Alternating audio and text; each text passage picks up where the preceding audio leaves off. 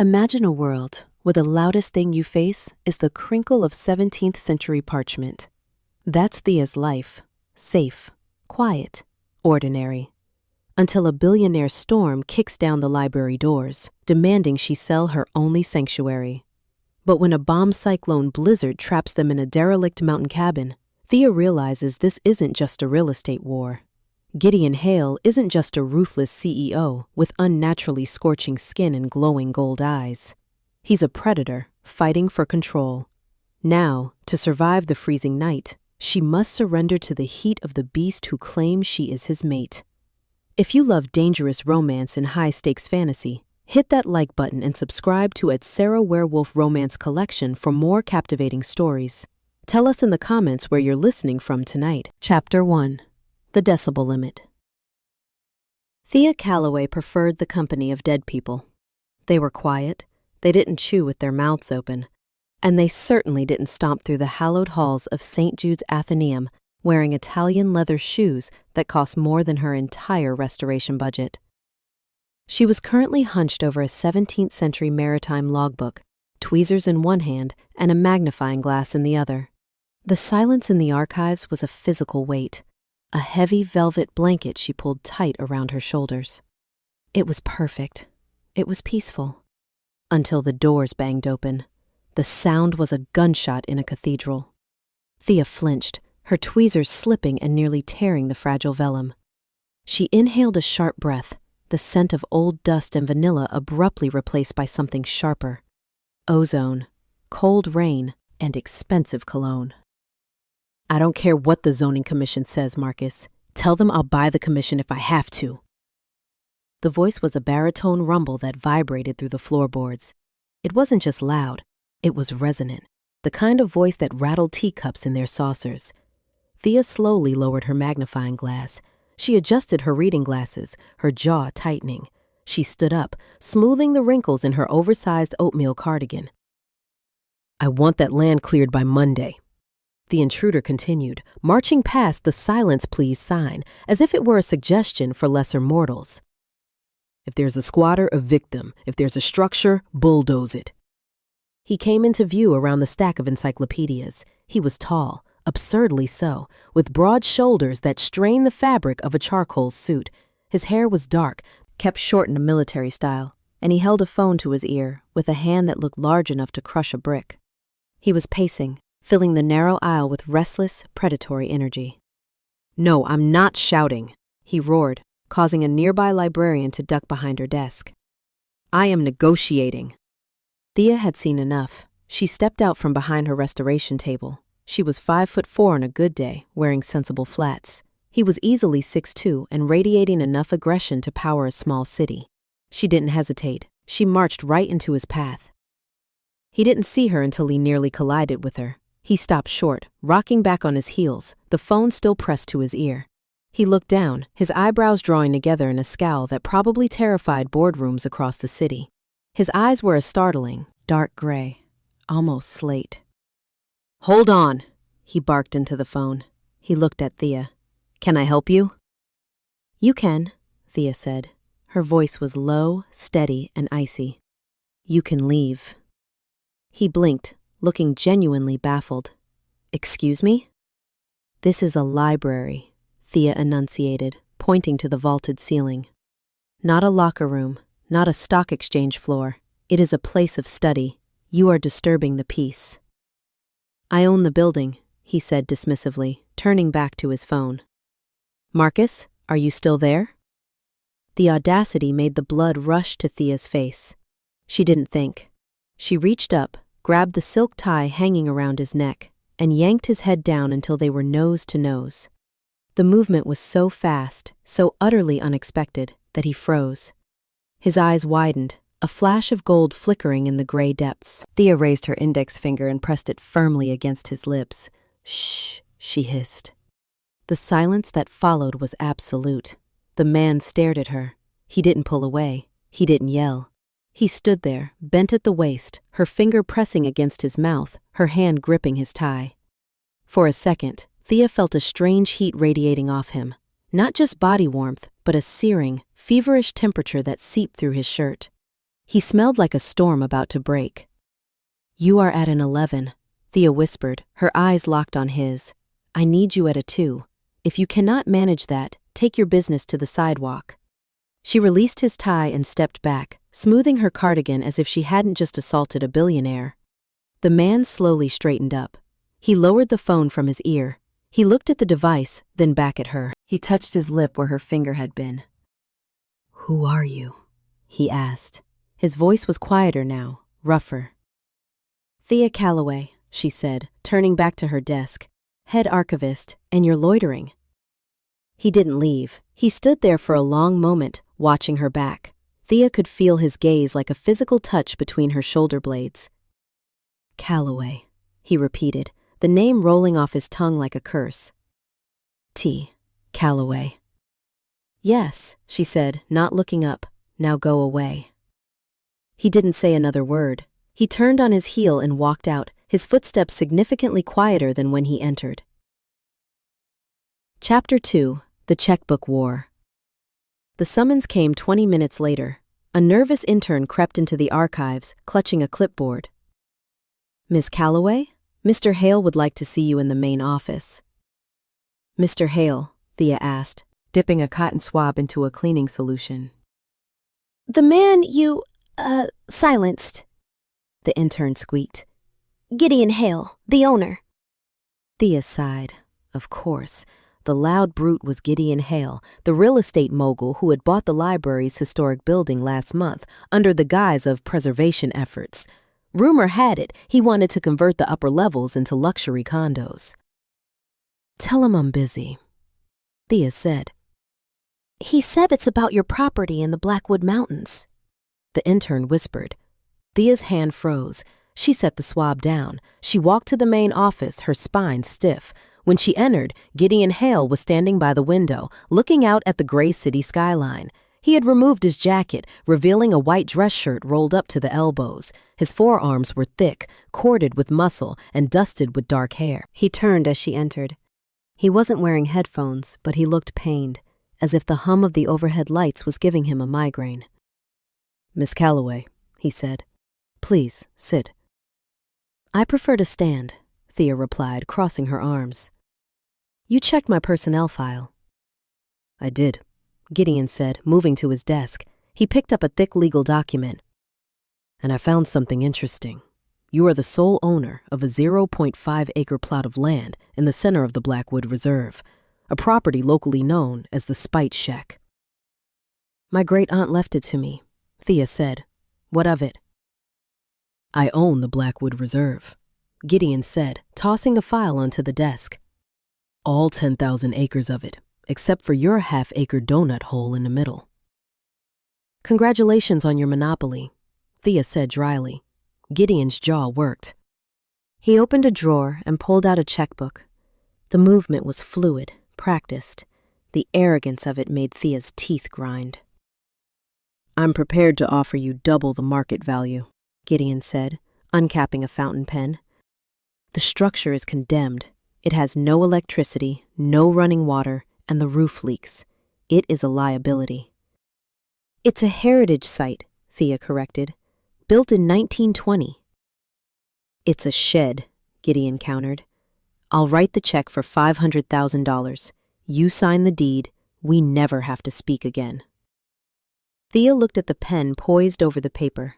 $500,000. It was a life-changing amount of money. It could pay off her student loans instantly. It could buy her a new car to replace her rusting Honda. But she looked at Gideon's face. He looked bored. He looked like he was swatting a fly. He thought he could buy her compliant just because he had a larger bank account. "No," Thea said. Gideon paused. He looked up, his dark brows knitting together. "Excuse me?" "No," Thea repeated. "I don't need your money, Mr. Hale. I have a job. I have a paid-off apartment. I have savings. What I don't have is a quiet place to escape the city. I plan to restore the cabin." Gideon stood up. He loomed over the desk. The air in the room seemed to grow thinner, hotter. "You cannot restore it. It is surrounded by my land. You need my permission to bring in construction crews." "I'll do it myself," Thea said, lifting her chin. I restore things for a living. I don't need a crew." "It is dangerous," Gideon growled. His voice dropped into that low register again, the one that made the hair on Thea's arms stand up. "There are bears, wolves. The terrain is unforgiving." "I'm not afraid of the woods, Mr. Hale." "You should be." He walked around the desk, closing the distance between them. Up close, the heat coming off him was startling. It was like standing next to an open oven door. "You are a city mouse, Miss Callaway. You wear cardigans and fix paper. You won't last one night in that cabin." "Is that a challenge?" Thea asked, her eyes narrowing. Gideon smirked. It was a sharp, dangerous expression. "It's a warning. Sell the land. Save yourself the embarrassment." Thea grabbed the door handle. "I'm going up there this weekend to inspect the foundation. If you try to stop me, I'll file a harassment suit so fast your head will spin." She slammed the door behind her. Inside the office, Gideon Hale closed his eyes and exhaled, his hands gripping the edge of his mahogany desk until the wood groaned under the pressure. Chapter 3. The Trap. By Friday morning, the regret had set in, but Thea would rather eat glass than admit it. She was packing her duffel bag in her living room. The weather report on the television was talking about a low-pressure system moving into the mountains, but Thea ignored it. She had checked the forecast yesterday, and it said light flurries. She could handle flurries. Her phone buzzed. A text from an unknown number. "Be ready at 10 a.m. I'm sending a car. My insurance won't cover your Honda exploding on my private roads. G. Hale." Thea scowled at the screen. "Control freak," she muttered. She looked at Ghost. The white Persian cat was sitting on top of her suitcase, judging her life choices with mismatched eyes. One blue, one green. "You're coming too," Thea told him. "I'm not leaving you here alone for 3 days." Ghost meowed, a sound that clearly meant, "I will vomit in your shoes." Thea wrestled the cat into his specialized travel carrier, a bubble backpack with a clear plastic dome that allowed him to look out like an angry astronaut. She pulled on her heaviest winter coat, grabbed her boots, and marched downstairs. A massive black SUV was idling at the curb. It looked like a tank disguised as a luxury vehicle. The windows were tinted so dark they looked like ink. The back window rolled down. Gideon was sitting there. He wore a black turtleneck and a wool coat, looking like a villain from a spy movie. He was wearing large, noise-canceling headphones around his neck. "You're late," he said. "It's 10:01, Thea replied, opening the door. She froze. Taking next to Gideon, taking up 2/3 of the leather seat, was a dog. A massive, drooling tank of an English bulldog wearing a knitted sweater that said, "Tough Guy." "This is Winston," Gideon said, sounding exhausted. "He refused to stay home." Thea looked at the dog. Winston looked at Thea. He let out a snort that sprayed a fine mist of drool onto Gideon's immaculate trousers. "Charming," Thea said. She slid into the seat, placing Ghost's bubble backpack between them. Ghost hissed at Winston. Winston whimpered and tried to climb into Gideon's lap. "Down," Gideon commanded. The dog ignored him completely. "Rough morning?" Thea asked sweetly. Gideon glared at her. His eyes looked lighter today, more amber than gray. "Just get in." The driver turned around. He was a younger man with messy blonde hair and a grin that looked like trouble. "Hi, I'm Sebastian," the driver chirped. "I'm the executive assistant, or the babysitter, depends on the day." "Drive, Sebastian," Gideon growled. "Aye, aye, Captain." Sebastian winked at Thea in the rearview mirror. "Buckle up, Miss Callaway. It's a 3-hour drive to the middle of nowhere." Chapter 4. The Angry Silence. The interior of the SUV was spacious, smelling of leather and Gideon's distinct scent, cedarwood and something scorched, like burnt sugar. Thea tried to stay on her side of the seat, but the center console wasn't wide enough to stop the radiant heat coming off Gideon. It was unnerving. The man was a furnace. It was 30 degrees outside, and he wasn't even wearing a scarf. "Are you feverish?" Thea asked after 30 minutes of silence. Gideon didn't look up from his tablet. "No." "You're radiating heat," she pointed out. "It's unnatural." "I have a high metabolism," he muttered. "Stop analyzing me." "I'm an archivist. Analyzing is my job." "You restore paper," Gideon corrected. "You fix things that are broken and useless." "I preserve history," Thea snapped. "And the Spite Shack is history. My great-aunt built it with her own hands to get away from a husband she hated. It represents female liberation." "It represents a code violation," Gideon said without missing a beat. "It has no insulation. The chimney is blocked. It is a death trap." "I brought a portable heater," Thea said, patting her bag. From the front seat, Sebastian snorted. "A portable heater? For the Blackwood Ridge? Hope it's nuclear-powered, sweetheart." "Sebastian," Gideon warned. "Just saying, boss. The forecast changed. They're calling it a bomb cyclone now." Thea frowned. "A what?" "A blizzard," Gideon said, finally looking at her. His gaze dropped to her hands, which were clenched in her lap. "If the roads get bad, we turn back. I'm not risking my car for your ego." "My ego?" Thea laughed, a sharp, incredulous sound. "You're the one trying to buy a shack just so you don't have a neighbor. God forbid someone exists in your orbit without being on your payroll." Gideon turned his body toward her. The sudden movement made Winston groan in his sleep. "It's not about neighbors," Gideon said, his voice dropping to that low, vibrating pitch. "It's about safety. That land is wild. It is not a park. There are things in those woods that you are not equipped to handle." "Like what?" Thea challenged. "Wolves?"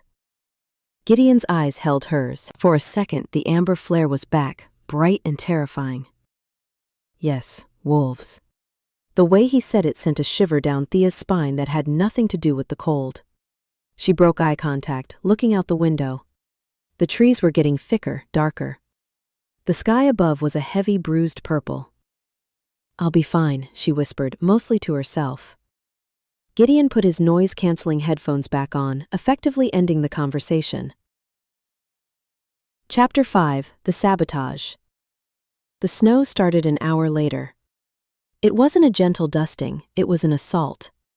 Thick, heavy flakes slammed against the windshield, piling up faster than the wipers could clear them. The world outside turned into a blur of white and gray. The SUV climbed higher, the engine growling as it navigated the switchbacks of the private mountain road. "We're here," Sebastian announced, pulling the car to a stop. Thea looked out the window. "Where?" "There," Sebastian pointed. Through the swirling snow, Thea could just make out a structure. It was small. Rough-hewn logs, a slanting tin roof, and a chimney that looked like it was leaning away from the wind. It looked less like a house and more like a pile of wood holding hands. "Oh," Thea said. Her confidence wavered. "See?" Gideon said, taking off his headphones. "It's a ruin. Get out, take your picture, admit you were wrong, and let's go home." Thea gritted her teeth. She unbuckled her seatbelt. "It has potential." She opened the door and the wind nearly ripped it from her hand. The cold was shocking, instantly biting through her layers. She grabbed Ghost's carrier in her duffel bag. Gideon stepped out on the other side. He didn't even shiver. He walked around the car, carrying Winston like a sack of potatoes because the dog refused to touch the snow. "Unlock the door," Gideon shouted over the wind. "Let's check the interior." Thea fumbled with the ancient iron key she had kept on her keychain for years. She jammed it into the lock of the shack. It turned with a groan. They shoved inside. The interior was freezing, smelling of pine needles and abandonment. There was a single room, a stone fireplace, a small kitchenette with a rusted pump, and a loft with a bare mattress. "It's cozy," Thea lied, her teeth already chattering. "It's a freezer," Gideon said. He set Winston down. The dog immediately sneezed. Outside, the engine of the SUV revved. Thea and Gideon both turned to the open door. Sebastian was in the driver's seat. He rolled down the window, a blast of snow flying into his face. He looked guilty, but determined. "Sebastian?" Gideon stepped forward. "What are you doing?" "Sorry, boss," Sebastian yelled. "Weather service says the pass is closing in 10 minutes. I gotta get the car down before the tires freeze." "Wait," Thea yelled. "We're coming." "No room," Sebastian lied, pointing to the empty back seat. I have to pick up supplies. I left the emergency kit on the porch. See you in a few days. Don't kill each other.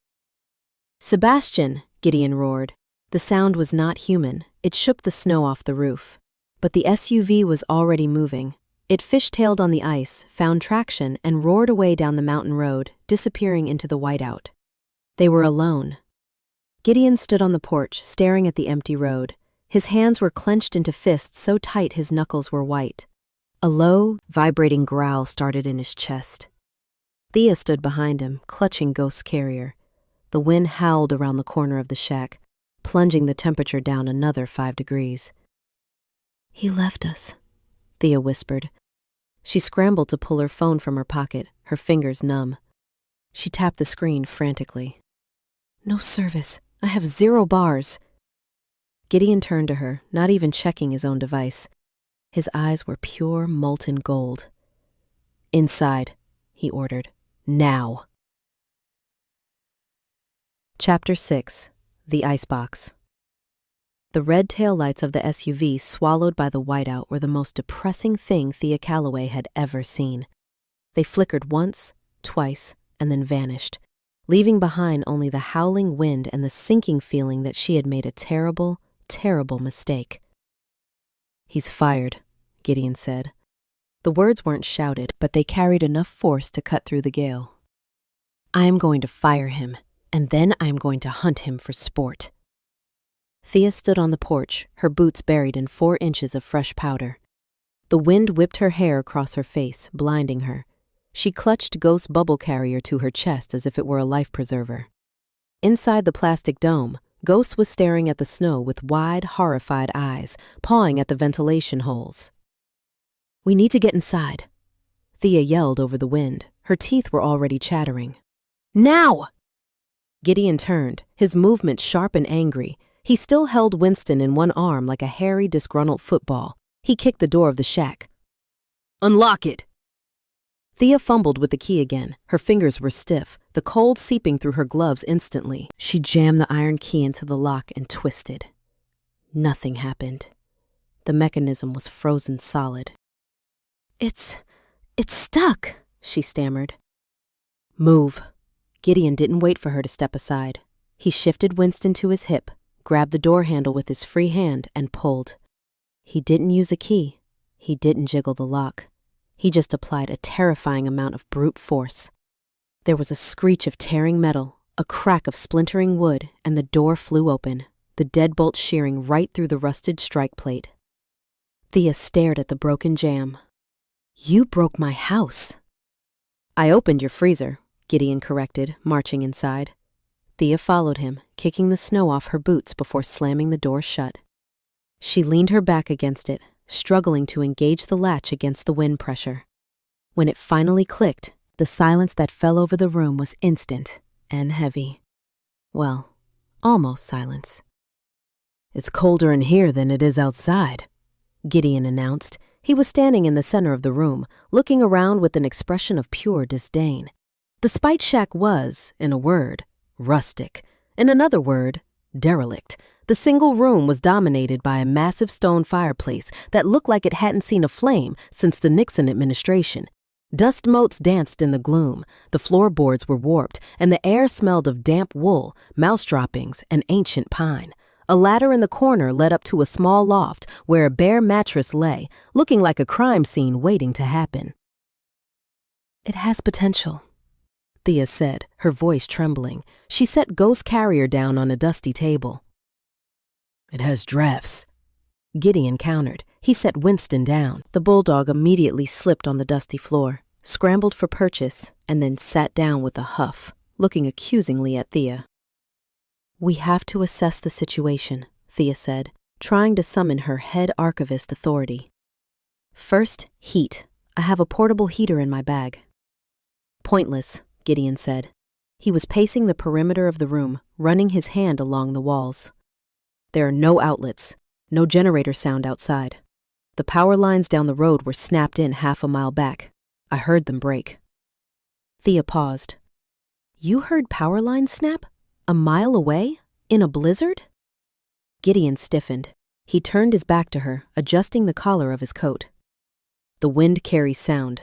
My point is, there is no electricity. Your heater is a paperweight. Thea felt a cold knot of panic tighten in her stomach. No power meant no heat. No heat in a bomb cyclone meant hypothermia. She looked at the fireplace. It was a black maw of cold ash. "Wood," she said. "We need wood." "There's a stack against the back wall," Gideon said, pointing to a pile of logs that looked damp and possibly infested with spiders. "But we need tinder, and a way to light it."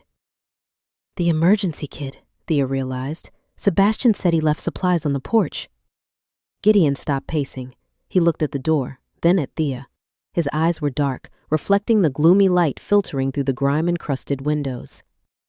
"If Sebastian packed it," Gideon said grimly, "do not expect survival gear. Expect a prank." Chapter 7. The Inventory. Gideon managed to snag the plastic emergency bin and Thea's duffel bag from the porch, but as he reached for his own leather weekender, the SUV peeled away, forcing him to jump back to avoid the spinning tires. "Damn it," Gideon cursed, kicking the snow where his bag had been seconds ago. He turned and marched inside with only Thea's gear and the bin, moving with an efficiency that annoyed her. He didn't seem cold. He wasn't shivering. In fact, when he brushed past her to drop her bag on the table, she felt a wave of heat rolling off him that made her want to lean into his chest. She shook the thought away and cracked open the plastic bin. "Okay," she said, peering inside. "Let's see what we have." She pulled out the first item, a bottle of whiskey. Not just any whiskey, a terrifyingly expensive single malt that probably cost more than her rent.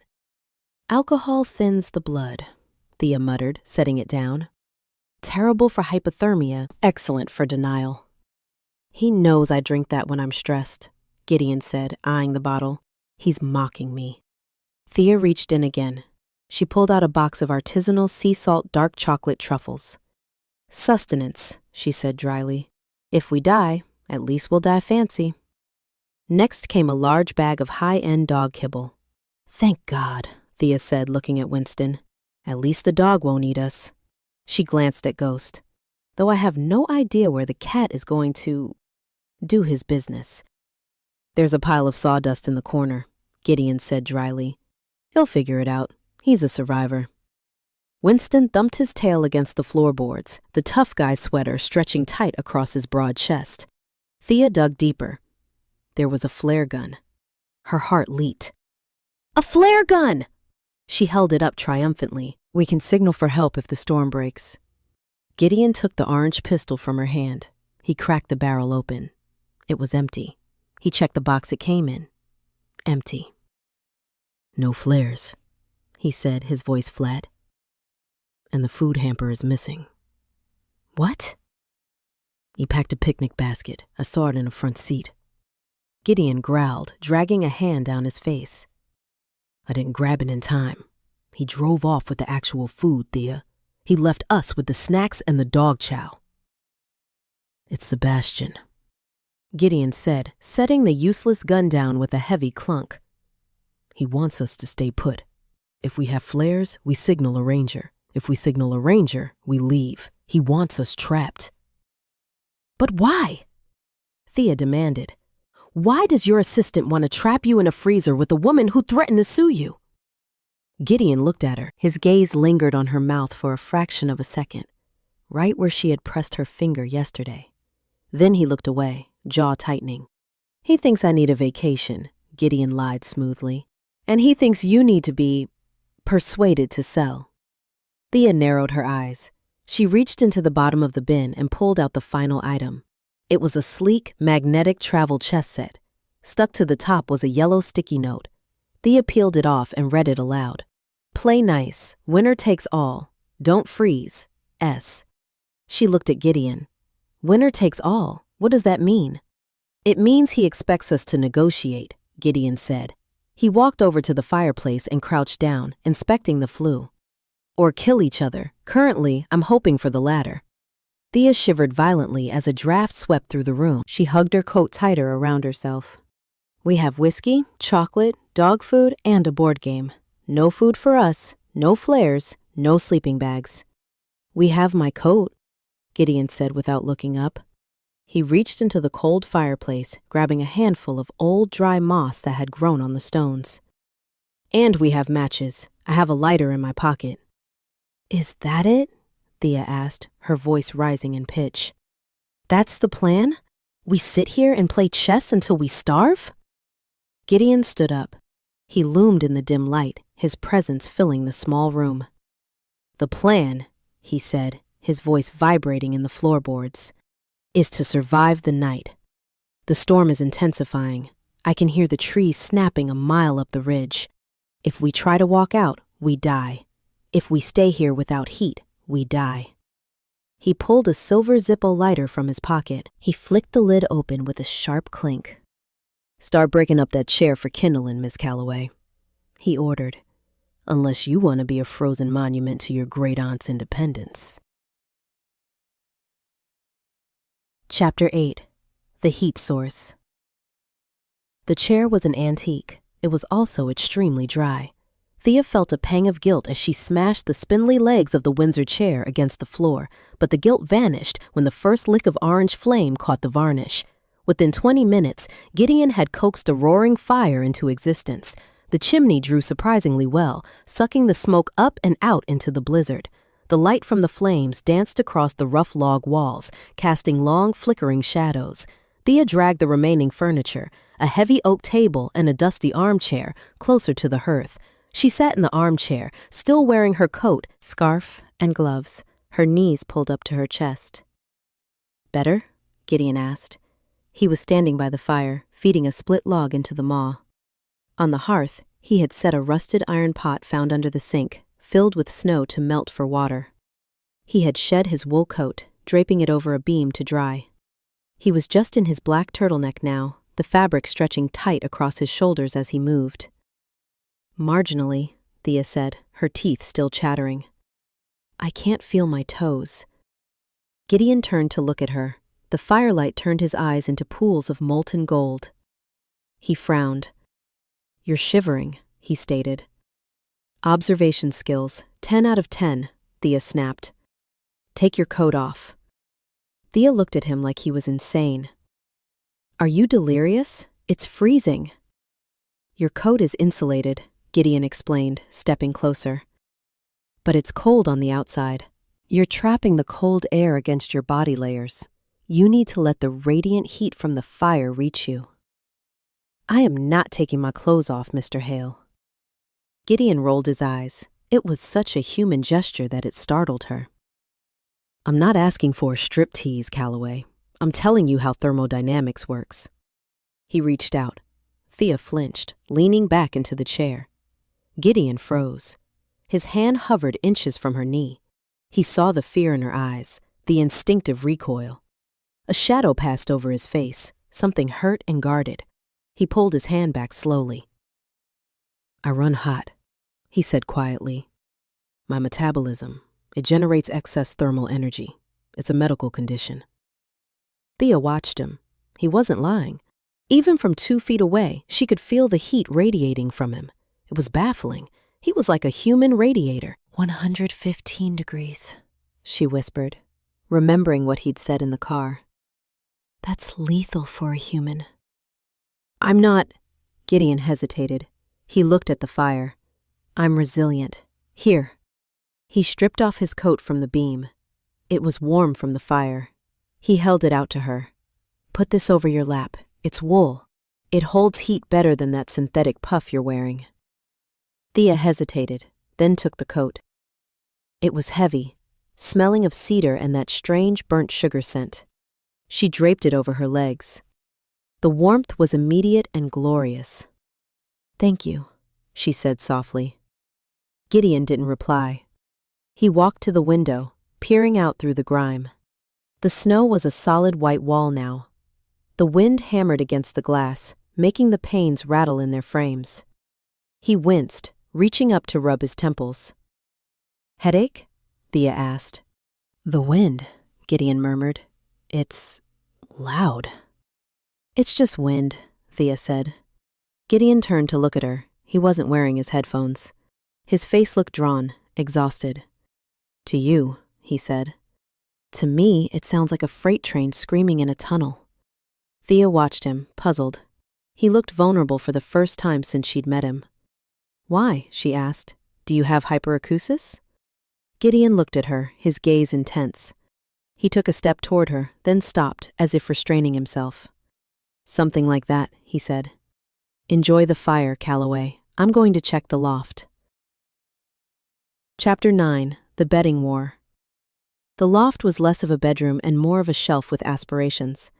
Gideon climbed down the ladder 5 minutes later, dusting his hands on his trousers. He looked grim. The mattress is there, he reported. It's old, but dry. No blankets, no pillows, just bare ticking. Thea looked up at the dark wooden platform above the kitchen area. One mattress. One, Gideon confirmed. They stared at each other. The fire crackled, popping loudly in the silence. The implication hung in the air like smoke. One bed, freezing cold. Two people who legally hated each other. I'm taking the mattress, Thea said quickly. I'm the owner. Landlord rights. I bought the wood that's keeping you alive, Gideon countered. Tenant rights. You haven't paid rent. I'm paying with my body heat, Gideon deadpanned. Thea blinked. A flush rose up her neck that had nothing to do with the fire. Gideon realized what he'd said and cleared his throat, looking away. I will take the floor, he said stiffly. I'll drag the mattress down here for you. The roof shingles are loose above the loft. It's a wind tunnel up there. It's warmer by the fire. You can't sleep on the floor, Thea argued. The drafts are coming through the floorboards. You'll freeze. I won't, Gideon said. We've established I am a furnace. You are a reptile. You need the mattress. He didn't wait for an argument. He climbed back up, hauled the double mattress to the edge, and shoved it down. It landed with a heavy whoomp in the center of the room, sending up a cloud of ancient dust. Winston barked happily and immediately jumped onto it, circling 3 times before collapsing in the center. Winston, Gideon groaned. Off! Winston closed his eyes and pretended to be deaf. He stays, Thea said, walking over to the mattress. She poked it. It was lumpy, but better than the wood. He's a space heater with fur, she looked at Gideon. He was preparing to sit in the hard wooden armchair for the night. He looked miserable. His shoulders were tight, his eyes squeezed shut against the howling wind outside. Thea sighed. She hated that she was compassionate. It was her worst trait. There's room, she said. Gideon opened one eye. Excuse me? It's a double mattress, Thea said, gesturing to the empty space beside the dog. If we put it closer to the fire, there's room for both of us. If we stay on opposite sides, with the dog as a chaperone. Gideon stared at her. His nostrils flared slightly, as if he were scenting the air. You trust me? I trust that you have more money than God and don't want a lawsuit, Thea said. And I trust that you're freezing, even if you won't admit it. Gideon hesitated. He looked at the dusty, lumpy armchair. He looked at the mattress. He looked at Thea, huddled in his coat. Fine, he said gruffly, but Winston sleeps between us. If you cross the demilitarized zone, I'm suing you. Thea smiled. It was the first real smile she'd given him. Deal. Chapter 10. The Menagerie. The truce lasted exactly 10 minutes. They had dragged the mattress in front of the hearth. Thea was settled on the left, curled into a ball under Gideon's coat. Gideon was on the right, lying flat on his back, staring at the ceiling beams. Winston was a snoring boulder between them. It was almost peaceful. Then came the noise. Scritch, scritch, thump. Gideon sat up instantly, his head snapping toward the dark corner of the room. What was that? What was what? Thea mumbled, half asleep. Movement, Gideon whispered. In the rafters. It's probably a mouse. Thea yawned. Go back to sleep, predator. It's too heavy for a mouse, Gideon said. His eyes were scanning the shadows, tracking something Thea couldn't see. Suddenly, a white shape launched itself from the ceiling beam directly above them. It wasn't a calculated landing. It was a panic drop. Ghost, the Persian cat, landed squarely on Gideon's chest. Oof! Gideon grunted as 10 pounds of fluff and claws impacted his diaphragm. Ghost shrieked, a sound like a demon being exorcised, and dug his claws in for traction. He scrambled up Gideon's expensive turtleneck, using the billionaire's chest as a scratching post, and launched himself off Gideon's face toward the high ground of the mantelpiece. "Damn it!" Gideon roared, sitting up and clutching his face. Winston woke up with a start.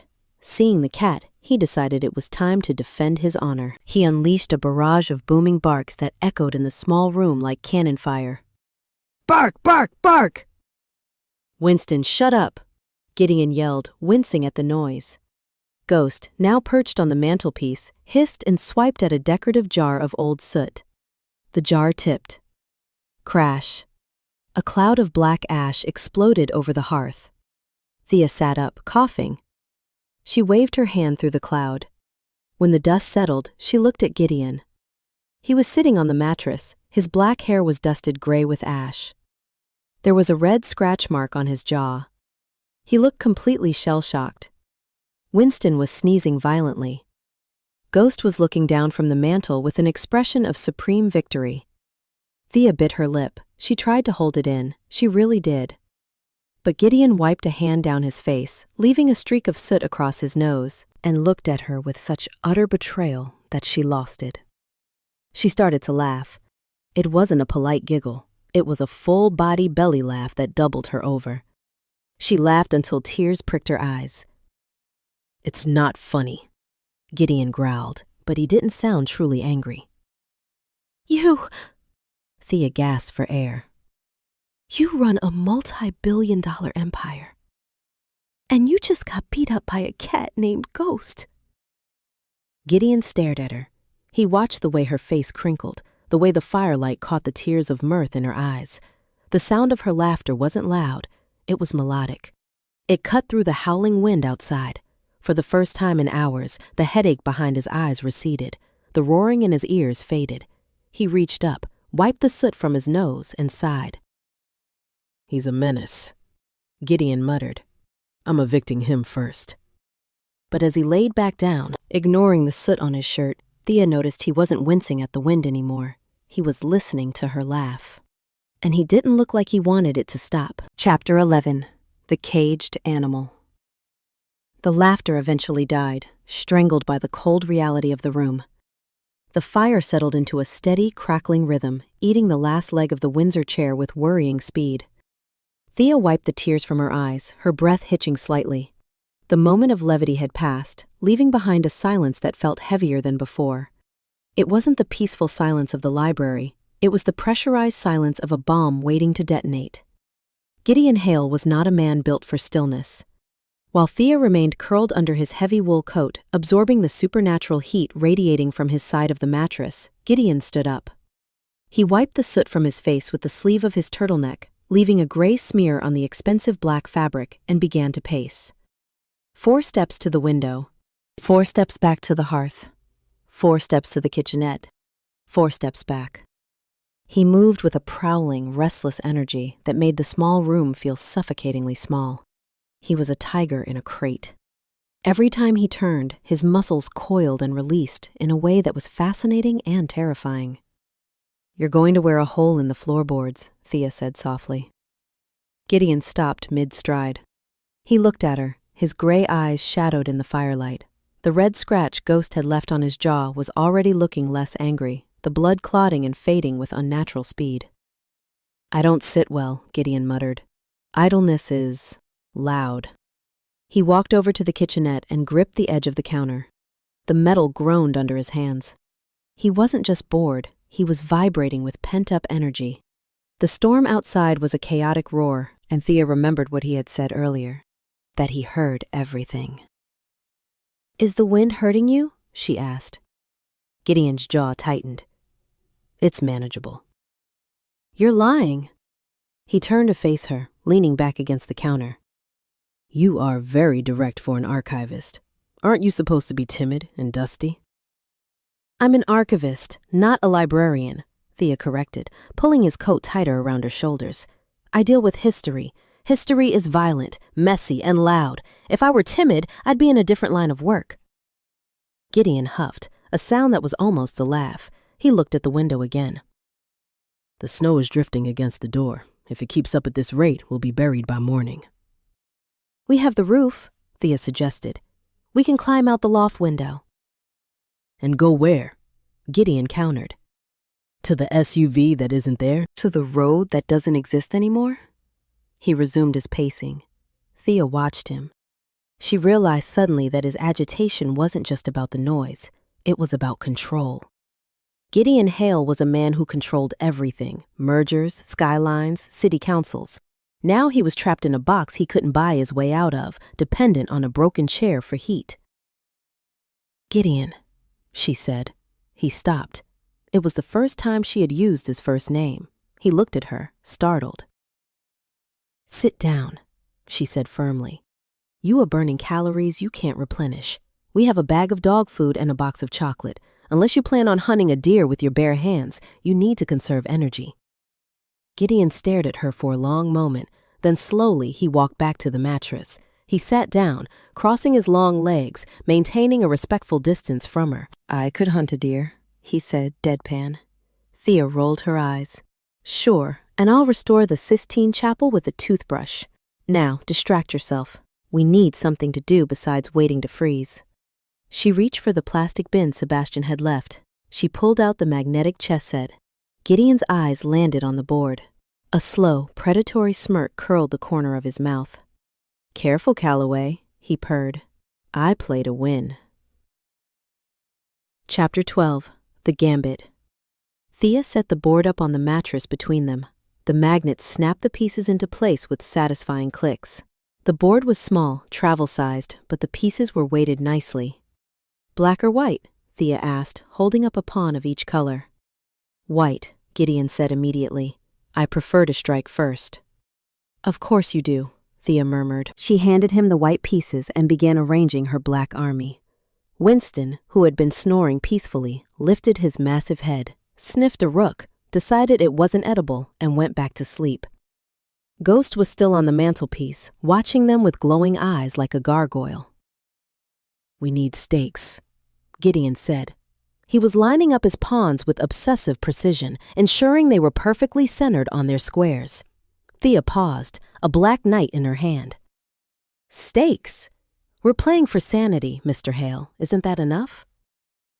"Boring," Gideon drawled. "Competition requires risk. Without risk, there is no focus." He leaned forward, resting his forearms on his knees. The firelight played across his features, highlighting the sharp angle of his cheekbones and the dark stubble beginning to shadow his jaw. "If I win," Gideon said, his voice dropping to a low rumble, "you sell me the property. Market value, no arguments. You sign the deed over the moment we get back to civilization." Thea felt a spike of indignation. Even here, stranded in a blizzard, he was trying to close the deal. "And if I win?" Thea countered, locking eyes with him. Gideon shrugged, an arrogant lift of one shoulder. "Name your price. I can write you a check for whatever you want. Tuition, mortgage, a yacht." "I don't want your money," Thea said, slamming her knight down onto the board. "If I win, you pay for the full renovation of this cabin, top to bottom. Insulation, plumbing, solar power, the works." Gideon raised an eyebrow. "That's it? That's barely a rounding error in my accounts." "And," Thea added, leaning in, "you leave me alone, completely. No lawyers, no harassment, no noise. You let me have my quiet place in the middle of your empire." Gideon stared at her. He looked intrigued, as if she were a puzzle he couldn't quite solve. Most people wanted his money. She wanted his absence. Renovation and silence. Gideon repeated, "Fine, but I should warn you, I was the captain of the chess club at Exeter." "I learned to play from my grandfather," Thea said, narrowing her eyes. "He was a hustler in Washington Square Park. He taught me that fancy degrees don't mean anything when your queen is trapped." Gideon laughed, a short, sharp bark of amusement. "Is that so?" "Your move, King," Thea challenged. Gideon reached out. His hand was large, his fingers long and elegant. He moved his king's pawn forward 2 squares. A classic opening, aggressive, controlling the center. E4. He narrated. Let's see what you've got, archivist. Thea moved her pawn to C5. The Sicilian defense. Combative. Asymmetrical. I've got plenty, she promised. Outside, the wind howled, rattling the door on its hinges. But inside the circle of firelight, the world had narrowed down to 64 squares and the man sitting across from her. Chapter 13. The Wolf and the Architect. 30 minutes later, the game had turned into a bloodbath. Gideon played chess exactly like he ran his business, aggressively, relentlessly, and with zero regard for casualties. He sacrificed pawns like they were interns. He pushed his bishops deep into enemy territory, forcing Thea to react constantly. He was the wolf. He hunted. Thea, however, was the architect. She built structures. She fortified her defenses, creating overlapping lines of protection. She didn't bite the bait when he dangled a juicy rook in front of her. She waited. She watched. You're playing scared. Gideon taunted softly. He moved his queen to H5, putting her king in check for the 3rd time. I'm playing efficiently. Thea replied calmly. She slid her knight to F6, blocking his attack and simultaneously threatening his queen. Gideon frowned. He hadn't seen that coming. He retracted his hand, drumming his fingers on his knee. The restless energy was back. He was tapping his foot, a rapid staccato rhythm that vibrated through the mattress. Stop tapping, Thea murmured, her eyes glued to the board. I can't, Gideon said. My mind is racing. Thea glanced up. He looked flushed. The heat radiating from him had increased. It was suffocatingly hot on the mattress now, like sitting next to an open furnace door. You're burning up, she noted. I'm fine, he snapped, moving his bishop. Check. Thea blocked with a pawn. You're not fine. You're manic. Is it hunger? I'm not hungry. Gideon lied. His stomach chose that moment to let out a growl that sounded like a tectonic plate shifting. Thea raised an eyebrow. Without looking away from the board, she reached for the box of chocolates. She popped the seal and held it out. Eat, she ordered. Gideon looked at the chocolate truffles with disdain. I need protein, red meat, not sugar. Beggars, choosers, Thea said. Eat the chocolate, Gideon. Your brain needs glucose to lose this game gracefully. Gideon glared at her, but he took a truffle. He popped it into his mouth. He chewed, swallowed, and immediately took another. Better? Marginally, he grumbled. He focused back on the board. Thea had created a fortress around her king. Every time he tried to breach it, she had a counter. It was infuriating. It was brilliant. He looked at her, really looked at her. Her hair was messy, escaping its bun. Her face was scrubbed clean of makeup, glowing in the firelight. She was biting her lip in concentration. He realized, with a jolt, that he wasn't thinking about the wind outside. He wasn't thinking about the destroyed power lines. He wasn't even thinking about the cold. He was entirely focused on her. You're good, he admitted grudgingly. I know, Thea said. She reached out to move her rook. Check. Gideon looked down. She had trapped his king in a corner. He had one move left. If he moved there, her bishop would take him in 2 turns. He was losing. The Lycan king was losing to a librarian in a shack, and God help him, he was enjoying it. Chapter 14. The Static.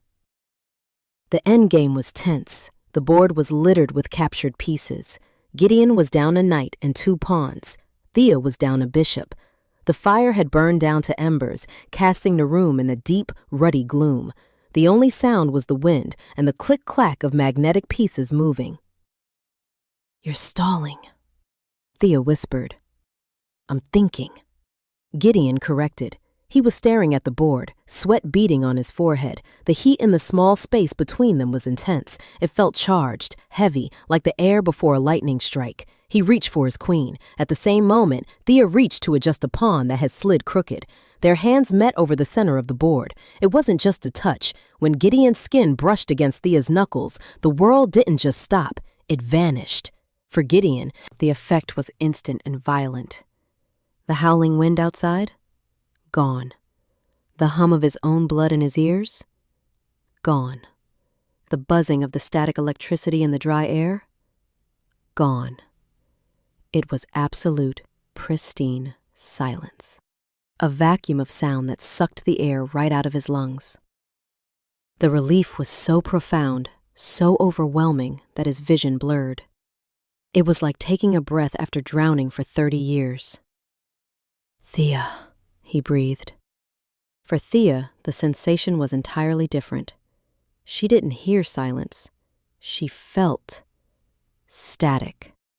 A vibration that started in her hand and shot up her arm, settling deep in her chest. It made her heart skip a beat. It made the hair on her arm stand up. She froze, her hand trapped under his. His skin was burning hot, impossibly hot. "Gideon?" she whispered. He didn't pull away. In fact, his fingers curled around hers, trapping her hand against the board. His grip was strong, desperate. He looked up. Thea gasped. His eyes were no longer gray. They weren't even amber. They were a vivid, luminescent gold, glowing in the darkness like two coins heated in a forge. The pupils were blown wide, swallowing the iris, leaving only a ring of inhuman fire. He looked at her not like a chess opponent, but like a starving man looking at a feast. "The quiet," he murmured, his voice sounding wrecked. "You make it quiet." Thea's heart hammered against her ribs. Logic told her it was a trick of the firelight. Instinct told her something else entirely. "Let go," she stammered, tugging her hand. He didn't let go. He leaned in, drawn by a gravity she couldn't see. He inhaled deeply, his nostrils flaring, scenting her. "You smell like..." He drifted off, his eyes half closing, looking drunk. "Like old paper and rain." It was the most terrifyingly intimate thing anyone had ever said to her. Chapter 15. The First Fear. Panic is a cold bucket of water. Thea snatched her hand back with enough force to knock the chessboard over. Clatter. Pieces scattered across the mattress. The black king rolled onto the floor. The white queen spun on her side. The noise seemed to snap Gideon out of his trance. He blinked, shaking his head as if waking from a deep sleep. The gold in his eyes receded, fading back to a turbulent charcoal gray, though the edges remained tinged with yellow. Thea scrambled backward on the mattress, putting distance between them. Her back hit the cold leg of the oak table. She pulled her knees up, staring at him. "Your eyes," she whispered. Her voice was trembling. Gideon looked at her. He saw the way she was huddled against the table. He saw the fear in her posture. He realized he had slipped. The control he prided himself on had shattered the moment he touched her. "Thea," he started, reaching a hand out. "Don't," she said sharply. "Don't touch me." Gideon froze. He pulled his hand back, curling it into a fist on his thigh. The rejection stung worse than silver. "It's the firelight," he lied. His voice was rough, unconvincing. "And exhaustion. We've been awake for a long time." "No." Thea shook her head. "That wasn't light. Your eyes. They changed. And your skin. You're burning, Gideon. You're not just sick. What are you?" Gideon looked away, staring into the dying embers of the fire. He couldn't tell her. Not here. Not when they were trapped. If she knew what he was, a predator, a monster, she would try to run. And if she ran into the storm, she would die. "I have a condition," he said, sticking to the partial truth. "Adrenal. It affects my appearance when I'm stressed." "That wasn't stress," Thea whispered. "That was hungry." She stood up, clutching his wool coat around her like a shield. "I'm taking the chair," she announced. "You can have the mattress." "Thea, don't be ridiculous," Gideon growled. "You'll freeze." "I'd rather freeze than sit next to you right now," she said. Her voice was shaking, but her chin was high. She dragged the heavy wooden armchair as far away from him as the small room allowed, which was only about 5 feet. She sat down, wrapping herself tightly in the coat, turning her face away from him. Gideon stayed on the mattress. He felt the absence of her warmth immediately. The silence of the room was gone, replaced by the screaming wind and the crushing weight of his own failure. He picked up the fallen white queen from the mattress. He rolled it between his fingers, staring at Thea's rigid back. He had scared her, the one person who brought him peace, and he had terrified her. Winston, sensing the shift in the atmosphere, whimpered. He crawled off the mattress and padded over to Thea, resting his heavy head on her knee. Thea hesitated, then rested her hand on the dog's head. She didn't look at Gideon. The truce was over. The night had just gotten much, much colder. Chapter 16. The Freezing Point. The death of the fire was a slow, agonizing surrender. They had burned the last of the dry logs an hour ago. Gideon had flicked his Zippo until the flint sparked uselessly against a dry wick, but the fluid was gone, and the damp wood from the bottom of the stack refused to light. Thea watched from the heavy wooden armchair as the last ember pulsed with a weak, frantic orange glow before fading into gray ash. With the light gone, the darkness in the shack became absolute, broken only by the faint, ghostly luminescence of the snow piling up against the window panes. The cold didn't creep in. It rushed in to fill the void the fire had left. It was a physical weight, pressing against Thea's chest, seeping through the layers of Gideon's heavy wool coat, biting through her jeans and gnawing at her bones. She pulled her knees tighter to her chest, curling into the smallest ball possible. Winston, the traitorous bulldog, was a solid, snoring brick of warmth pressed against her thigh, but even his body heat was losing the battle against the sub-zero draft slicing through the floorboards. Thea. The voice came from the darkness of the mattress, 5 feet away. It was low, rough, and devoid of the arrogance that usually colored Gideon Hale's tone. Thea didn't answer. She couldn't. Her jaw was clenched so tight her teeth ached, locked in a rhythmic, uncontrollable chatter. Clack, clack, clack, clack. "You're shivering," Gideon said. "I can hear your teeth hitting together. It's loud." Sorry, Thea stuttered, the word fracturing on her tongue. I'll try to die more quietly. There was a rustle of fabric. Gideon was moving. Stay away, Thea gasped, shrinking back into the chair. The memory of his eyes, those burning, inhuman gold coins, flashed in her mind. He wasn't a man. He was something else, a predator trapped in a cage with her. "I'm not coming over there," Gideon said, his voice sounding strained. "But you need to come here. The temperature has dropped another 10 degrees. The chair provides no insulation from the drafts." "I'm fine," Thea lied. She wasn't fine. Her fingers were numb. Her feet felt like blocks of ice. A strange, fuzzy lethargy was beginning to settle over her mind, making the fear feel distant, like she was watching a horror movie through frosted glass. "You are hypothermic," Gideon stated. "Your speech is slurring. Your heart rate is spiking, then dropping. I can hear it, Thea. It sounds like a bird trying to break out of a cage." "Stop listening to my heart," she whispered. "I can't help it," he snapped, frustration bleeding into his tone. "It's the only thing I can focus on besides the wind screaming in my skull." Thea closed her eyes. She just wanted to sleep. Sleep sounded wonderful.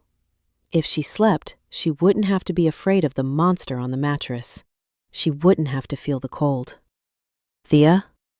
Gideon's voice was sharper now, urgent. She didn't respond. Her head lolled against the back of the armchair.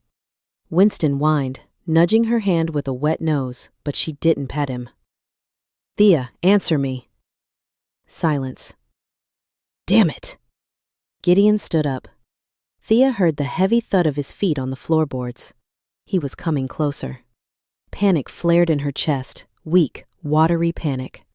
She tried to tell him to stop, to get away, but her lips were too frozen to form the words.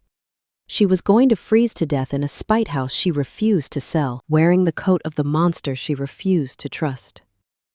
It was, she thought dimly, a very poetic way to go. Chapter 17. The Command. Gideon stood in the dark, his hands clenched into fist at his sides. He could smell the cold coming off her. It smelled like ozone and fading life. He knew she was terrified of him. He could smell the acrid tang of her fear, sharp and biting even through the wood smoke and dog. The moment his eyes had shifted, he had broken the fragile truce. She saw him as a beast. If he touched her now, she would fight him. And in her weakened state, fighting would exhaust her remaining energy reserves and stop her heart. But if he left her in that chair, she would be dead by morning. "Thea," he said again, stepping closer. "Please, get up." She didn't move. She was barely breathing. Her heart was skipping beats, a terrified, erratic flutter that made his own chest ache. Reason wouldn't work. Pleading wouldn't work. She was too far gone, lost in the lethargy of the freeze. He had one option left. He hated it. It was a violation of her will, a brute force override of her autonomy, but it was the only tool he had that didn't involve physically dragging her across the room.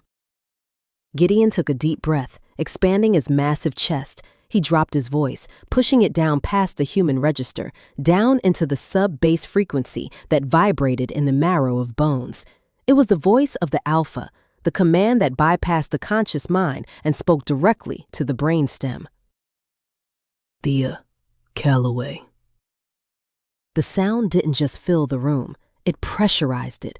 The floorboards hummed, the glass in the window panes rattled in their frames. In the chair, Thea gasped. Her eyes flew open, wide and unseeing in the dark. "Stand up." It wasn't a request. It was a biological imperative. Thea's body moved before her mind could process the order. Her legs straightened, pushing her up from the chair. She swayed, dizzy and confused, her limbs jerking like a marionette on strings. What? She whimpered, her voice thin with terror. Stop! I don't want... Walk to the mattress. No! She sobbed, tears freezing on her cheeks. Please, no!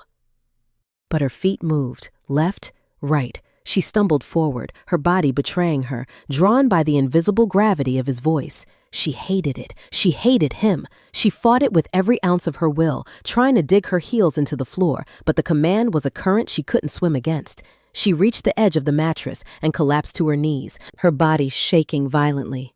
Not just from cold now, but from the sheer, overwhelming violation of control. Gideon caught her before she hit the floor. His hands gripped her arms. The heat of his skin burned through the wool of the coat. "I'm sorry," he whispered, his voice returning to a normal, rough human timbre. "I am so sorry, Thea. But I won't let you die just because you're stubborn." Thea tried to push him away, but her arms were like lead. She collapsed against him, sobbing dry, terrified breaths into his chest. "I hate you," she whispered, the words slurred but venomous. "I hate you." "I know," Gideon murmured, pulling her down onto the mattress. "I know." Chapter 18. The Proximity. The mattress was freezing, but the man on it was a furnace. Gideon pulled Thea down, maneuvering her so that her back was pressed against his chest. He wrapped his legs around hers, creating a cage of limbs, and pulled the wool coat over both of them like a blanket. The contact was shocking. Gideon's body temperature was running at 115 degrees. To Thea's frozen skin, it felt like being pressed against a stovetop. It stung. It burned. It was aggressive, overwhelming heat that punched through her clothes and forced its way into her core. She gasped, instinctively trying to arch away from the burning sensation. "Stop moving," Gideon growled, his arm tightening around her waist like a steel band. "You have to absorb the heat. It's going to hurt before it feels better." "It burns," Thea cried, digging her nails into his forearm. "I know. Breathe." He buried his face in the crook of her neck, inhaling sharply. He wasn't trying to be romantic. He was checking her vitals, listening to the pulse in her jugular, smelling the blood flow returning to her extremities. For Gideon, the torture was of a different kind. Holding her was agony. The static was back, humming between them where their bodies touched. It dulled the roar of the wind, muffling the chaotic noise of the world, but it replaced it with a screaming biological need. His wolf wanted to claim her. It wanted to bite the soft skin of her neck, to mark her, to sink into her warmth and never leave. He had to fight the instinct with every muscle in his body, keeping his hold protective, not possessive. Minutes passed. The shivering began to subside, replaced by a heavy, drowsy heat. Thea's breathing deepened. Her body, recognizing the source of survival, betrayed her mind again. She stopped pulling away and melted backward, seeking the hottest parts of him.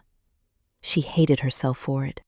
She was lying in the arms of a monster who had mind-controlled her, a billionaire who treated the world like his chessboard, and yet, it was the safest she had ever felt. Your heart is slowing down, Gideon murmured against her hair. The vibration of his chest against her back was soothing, hypnotic. You're warming up. You're a monster, Thea whispered, though the venom was gone, replaced by exhaustion. Yes, Gideon agreed easily, but a warm one. Why are your eyes gold? She asked, her voice sounding drunk on heat. Gideon stiffened. Because my wolf is close to the surface. He likes you. He wants to keep you. Thea shivered, but this time it wasn't from the cold. Don't let him. I'm trying. Gideon gritted out through clenched teeth. Sleep, Callaway. Before I change my mind. Thea closed her eyes. The heat was a drug. The silence in the room, the strange, static-filled quiet that only existed when he held her, pulled her under. She fell asleep with her hand clutching the arm of the man she was terrified of, unable to let go. Chapter 19. The Snap. The peace lasted for 3 hours. Deep in the blackest part of the night, the storm shifted. The wind, which had been a steady roar, gusted with hurricane force. A massive pine tree, rooted in the rocky soil 20 yards away, finally gave up the ghost. It didn't fall on the cabin, but a heavy, frozen branch sheared off by the wind was flung like a javelin through the darkness. Crash! The sound was deafening. The branch smashed through the single-pane window above the kitchenette. Glass exploded inward. The wind shrieked into the room, carrying a vortex of snow and ice shards. The noise hit Gideon like a physical blow. To his hypersensitive ears, the shattering glass sounded like a bomb detonation. The sudden intrusion of the storm's roar, unmuffled by the walls, was a spike of pain so intense it blinded him. Roar! Gideon roared, a guttural, animalistic sound of pure agony and rage. He thrashed on the mattress, his hands flying up to cover his ears. The movement threw Thea off him. She woke up in chaos. Freezing wind was whipping around the room. Snow was swirling in the firelight. And Gideon. Gideon was on his knees, clawing at his head. His back was arched, his shirt straining and tearing as muscles expanded with terrifying speed. He was shifting. Not fully, but enough. His hands were morphing into claws. His jaw was distending. "Gideon!" Thea screamed, scrambling backward on the mattress. He turned to look at her. His face was a mask of monstrous features, eyes glowing like twin suns, fangs lengthened into daggers. He wasn't seeing her. He was seeing a threat. He was lost in the sensory overload, drowning in the noise.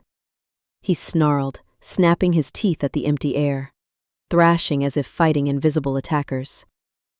Thea's lizard brain took over. Flight. She didn't think about the blizzard outside. She didn't think about the fact that she would die in minutes. She just knew she couldn't be in this room with that thing. She scrambled up, grabbing the heavy wool coat, and bolted for the door. Winston barked frantically, trying to block her, but she shoved past him. She reached the door, fumbling with the latch. "No!" Gideon's voice was a distorted growl. The latch clicked. The door flew open, ripped by the wind. Thea stumbled out onto the porch, directly into the whiteout. The cold hit her instantly, freezing the tears on her face. She couldn't see 2 feet in front of her.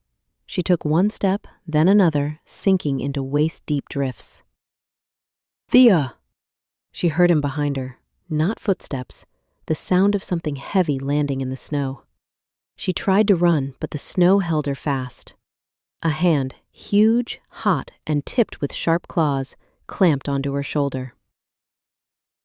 Chapter 20. The Climax. She screamed as he spun her around. Gideon loomed over her in the swirling snow. He was terrifying. He wasn't wearing a coat. He wasn't shivering. His shirt was shredded, revealing a chest heaving with exertion. His face was half human, half wolf, a nightmare of fur and teeth illuminated by the gray stormlight. "Let me go!" Thea shrieked, striking his chest with her fist. It was like hitting a brick wall. "Inside!" Gideon roared, his voice warring with the wind. "Get inside!" No! You'll kill me! "I'm trying to save you!" He didn't wait. He scooped her up, ignoring her flailing limbs. He carried her back onto the porch, kicked the broken door shut, and shoved the heavy oak table against it to hold it closed against the gale. He dropped her onto the mattress. Thea scrambled back, hyperventilating. Her chest was heaving so hard she couldn't get air. She was having a full-blown panic attack. Her vision was spotting with black dots. Stay away! She wheezed. Stay away! Gideon stalked toward her. He was fighting for control, forcing his bones to knit back into human shape, but the adrenaline was too high. He could smell her terror. It was suffocating him. He knew what was happening. Her heart was beating too fast. In the extreme cold, combined with the shock, she was going into cardiac arrest. She was panicking herself to death. He had to calm her down. He had to stop the fear response. Words wouldn't work. The alpha voice wouldn't work. She was too far gone in adrenaline. He needed a sedative. He needed the chemical override. "Thea, stop!" He growled, pinning her shoulders to the mattress. She screamed, thrashing. Her eyes rolled back in terror. "Forgive me," Gideon whispered. He lowered his head. He captured her face in his large, clawed hands. He didn't wait for permission. He crashed his mouth onto hers. It wasn't a kiss of romance. It was a desperate, tactical seal.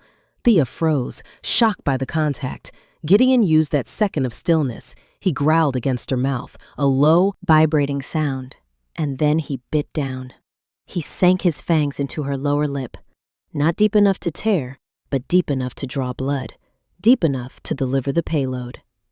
The sharp pain vanished instantly, replaced by a rush of heat.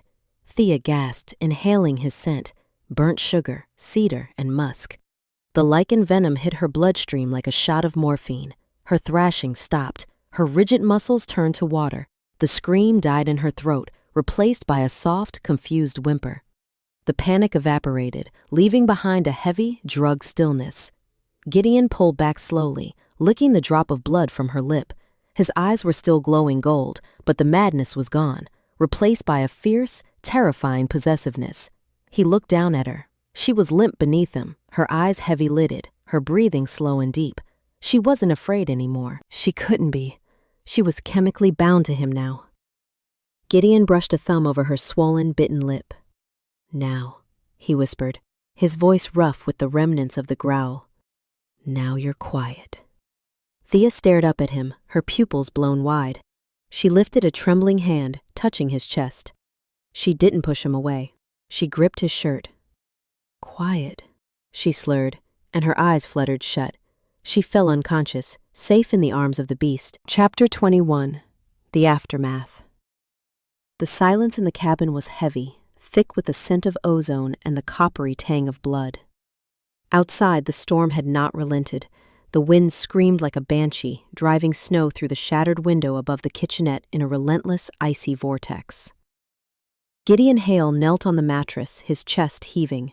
His shirt hung in tatters around his waist, shredded by the violent expansion of his muscles during the partial shift.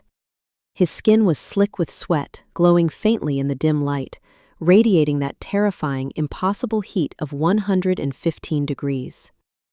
Beneath him, Thea lay motionless. Her breathing was slow and deep, the rhythmic rise and fall of her chest the only sign she was still alive. Her face was pale, save for the angry, swollen bruise forming on her lower lip where his fangs had pierced the skin. A single drop of blood had dried there, a stark crimson mark of his claim. The wolf inside Gideon was pacing, satisfied. Quiet. She is quiet. She is ours. The man inside Gideon was horrified. He reached out a trembling hand, his claws slowly retracting back into human fingernails, though the tips remained blackened and sharp. He brushed a stray lock of hair from her forehead. She didn't stir. The venom in his saliva was a potent neurotoxin to humans, a sedative meant to pacify a mate during the violence of the mating cycle. It had stopped her heart from exploding out of sheer terror, but at what cost? He had bitten her, he had assaulted her, he had drugged her. A gust of wind blasted snow across the room, stinging Gideon's bare back. The cold was biting, even for him. Thea shivered in her sleep, a small, pitiful sound that cut through his guilt like a knife. He couldn't leave her exposed. The temperature in the room was plummeting rapidly with the window gone. Gideon rose, his movements fluid and predatory. He crossed the room in 3 strides, ignoring the glass shards digging into his bare feet. He grabbed the heavy cushions from the armchair Thea had sat in earlier, the only furniture left intact. He jammed them into the shattered window frame, pounding them into place with his fist until the screaming wind was muffled to a dull roar. It wasn't airtight, but it stopped the snow. He turned back to the kitchenette counter. The bottle of whiskey was there, dusted with snow. He grabbed it, uncorked it with his teeth, and took a long pull. The alcohol burned, grounding him. He walked back to the mattress. Winston was cowering under the table, barricading the door, his wide eyes fixed on Gideon. "I know," Gideon rasped, his voice still rough with the growl. "I'm a monster. Go back to sleep." He lay down beside Thea. Her heavy wool coat was soaked through with melting snow, a freezing shell that would kill her if it stayed on. He stripped it off her efficiently, tossing the wet garment to the floor, leaving her in her damp sweater and jeans. She felt fragile in his arms, her bones bird-like compared to his density. She turned into him instinctively, her face burying itself in the crook of his neck. She mumbled something unintelligible, her hand curling loosely into the remnants of his shirt. Gideon rested his chin on the top of her head. He stared into the darkness, his eyes glowing a dull, molten gold. He would keep her warm. He would keep her alive. And when she woke up and realized what he had done, he would let her scream. He just hoped she wouldn't leave, because now that he had tasted her silence, the thought of the noise returning was unbearable. Chapter 22. The Awakening. Consciousness returned to Thea in slow, syrupy waves. She felt heavy. Her limbs felt like they were made of lead, and her mind felt wrapped in cotton wool. There was no fear, only a strange, floating sensation of warmth. It was the best sleep she had had in years. She took a deep breath, inhaling a scent that was deeply familiar and incredibly comforting: cedar, burnt sugar, and musk. She opened her eyes. The first thing she saw was skin. Smooth, tanned skin stretched over hard muscle. She blinked, confused. She was using someone's pectoral muscle as a pillow. She shifted, and a dull throb pulsed in her lower lip. Memory crashed into her like a freight train.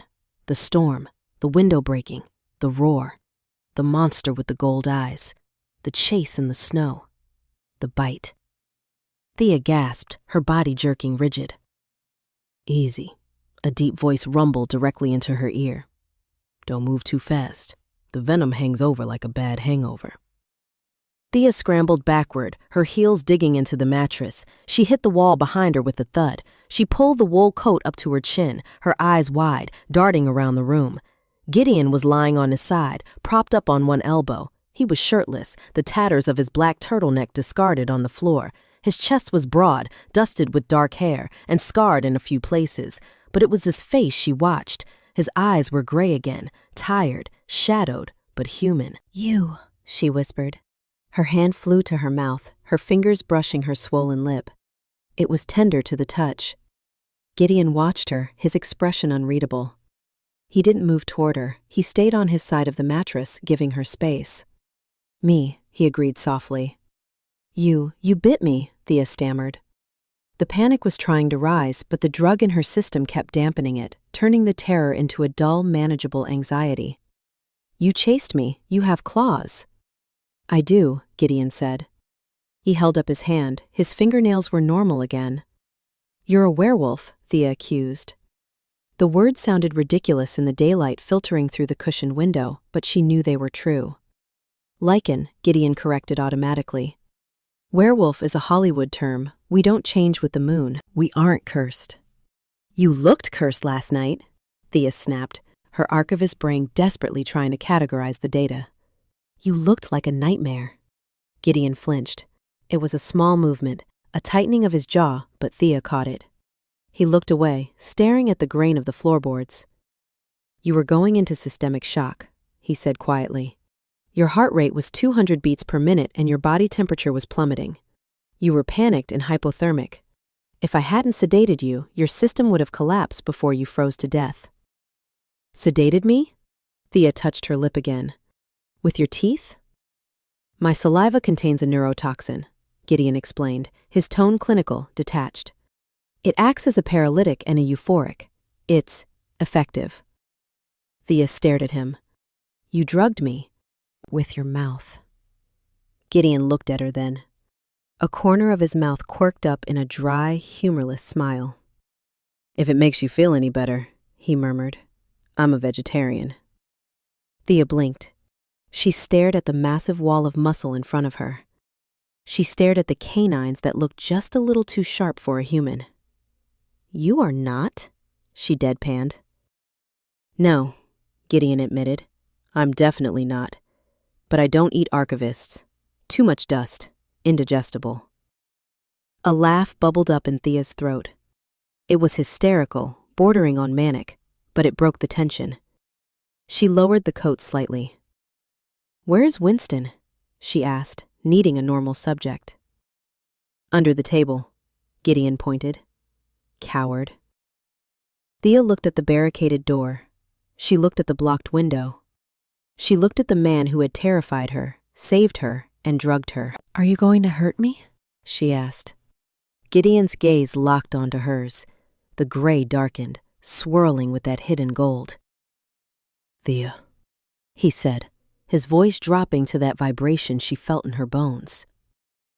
I would burn this world to ash before I let anything hurt you, including myself. Chapter 23. The Confession. Thea didn't run. She didn't scream. She sat against the wall, wrapped in the wool coat, and demanded answers. Explain the noise, she said. Gideon had moved to the kitchenette to find the whiskey. He took a sip straight from the bottle before answering. He looked exhausted, the dark circles under his eyes pronounced against his pale skin. Imagine standing inside a bell tower, Gideon said, his back to her. And someone is ringing the bell, constantly.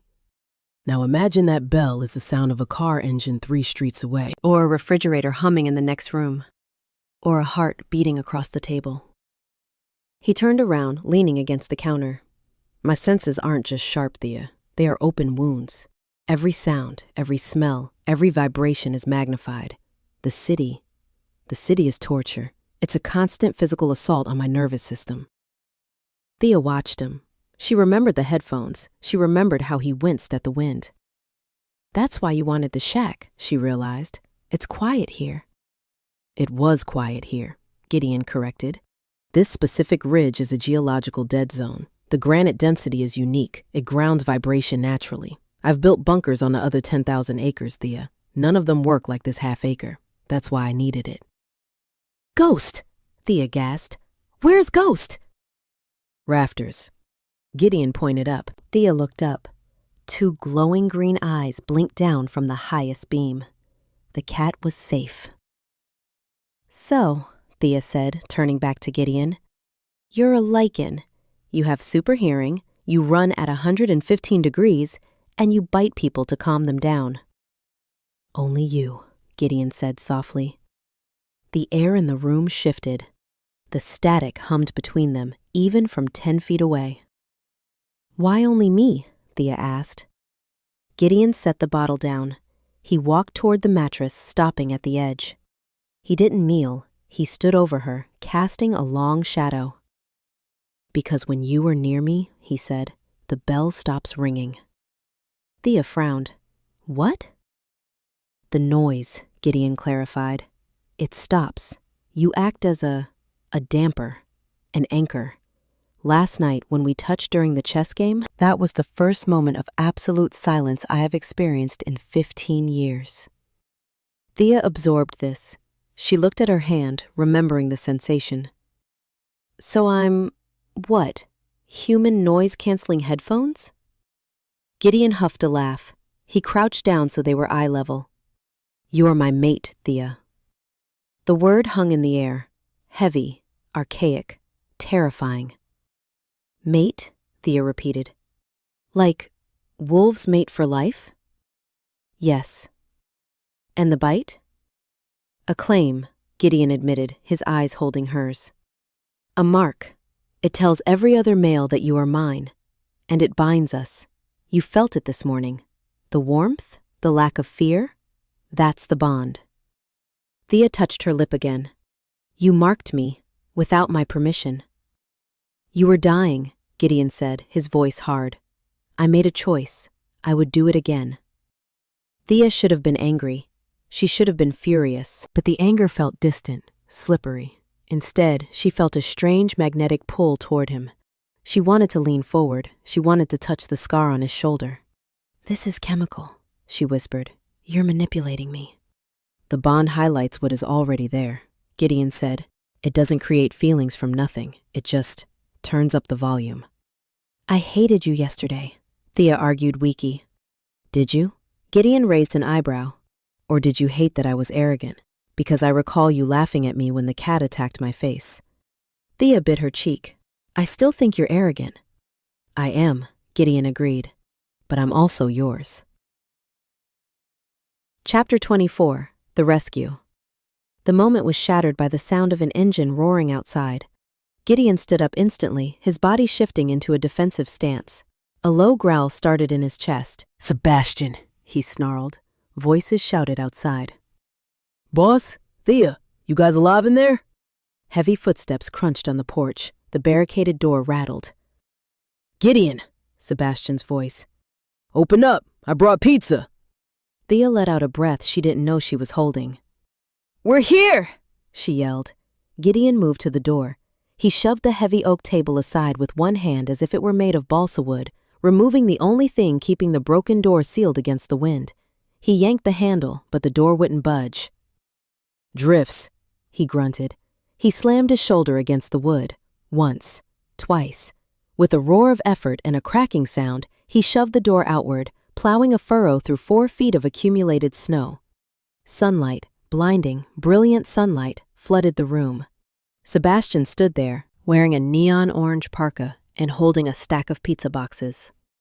Behind him stood 2 large men in tactical gear, Gideon's security team.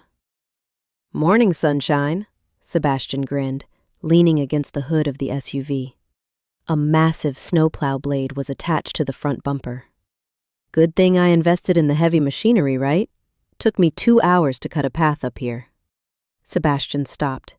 His eyes went from Gideon's shredded, shirtless torso to Thea huddled on the mattress. His gaze zeroed in on Thea's swollen lip. Sebastian's grin vanished. He looked at Gideon, his eyes widening. "You bit her," Sebastian whispered. "Get the car," Gideon ordered, his voice flat. "You actually bit her," Sebastian repeated, looking between them. "Holy shit. The pool is mine. Marcus owes me $500. "Sebastian," Gideon warned, a dangerous edge entering his voice. "We need heat. We need clothes. And we need to get out of here before I decide to finish killing you for leaving us." Sebastian held up his hands in surrender. Okay. The car is heated, seat warmers are on, and I brought, clothes." He tossed a duffel bag to Gideon. Gideon caught it. He pulled out a fresh change of clothes, jeans, heavy boots, and a charcoal gray cashmere sweater. He turned his back to change quickly, pulling the sweater over his head to hide the muscles and the scars. When he turned back, he looked less like a barbarian king and more like a billionaire at a winter lodge, polished, expensive, and deceptively casual. But the dynamic had changed. When the security guards tried to enter to help Thea, Gideon stepped in front of them. He didn't touch them, he just looked at them. "Wait outside," he commanded, "and leave one of your men behind to board up the window and the door. I don't want snow rotting the interior." "On it, boss," Sebastian saluted, signaling to the larger guard. The team retreated instantly. Gideon walked over to Thea. He held out his hand. "Come on," he said softly. "Let's go home." Thea looked at his hand. She looked at the ruined cabin, the broken window stuffed with cushions, the burned chair, the scattered chess pieces. It was a disaster scene. And yet, as she took his hand and let him pull her up, she felt a pang of sadness. The bubble was bursting. The world was coming back in. Chapter 25. The Separation. The drive back to the city was silent. Gideon sat in the back with Thea, while the security team followed in a trailing SUV. He didn't touch her, but he sat close enough that their arms brushed on every curve. Winston was snoring at their feet. Ghost was back in his bubble pack, sulking. Sebastian drove the lead car, casting nervous glances in the rearview mirror every few minutes. As they descended the mountain, the cell service returned. Phones started buzzing. Emails, text, missed calls. The noise of the digital world flooding back in. Gideon stiffened. He pulled his phone out and silenced it, his jaw tight. When the skyline of the city came into view, Thea felt a physical wave of nausea. It started in her stomach, a cold, hollow ache. "Pull over at my apartment," Thea said quietly. "I can take you to my penthouse," Gideon offered immediately. "It's secure, it's warm." "No," Thea said. She needed space. She needed to think. She needed to get the Lycan venom out of her system so she could figure out what was real and what was the drug. "I need to go home, to my books, to my quiet." Gideon didn't argue, but his hand clenched on his knee. "Fine." The SUV pulled up to her brownstone. Thea opened the door. The cold city air hit her, smelling of exhaust and garbage. It was a stark contrast to the crisp mountain air. "Thea," Gideon said. She turned. He was looking at her with an intensity that made her knees weak. "This isn't over," he said. "The bite, it doesn't just fade." "I need time, Gideon," she whispered. "I need to know I'm not just obeying you." She shrugged off the heavy wool coat she had been wearing for 2 days. His coat, and folded it on the seat beside him. It felt like peeling off a layer of her own skin. "I don't want your armor," she whispered. She grabbed Ghost's carrier and climbed out. She shut the door. As the SUV pulled away, the cold and the sickness hit her instantly. It wasn't subtle. It was a sledgehammer. The moment the car turned the corner and Gideon was out of sight, Thea doubled over on the sidewalk, clutching her stomach.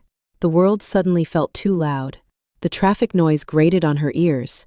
The cold felt deeper, biting into her marrow. A profound, crushing anxiety washed over her, a feeling of being utterly, dangerously exposed. She stumbled up her front steps, fumbling for her keys. She got inside her apartment and leaned against the door, sliding down to the floor. She touched her swollen lip. It throbbed. She was home. She was safe. She was alone.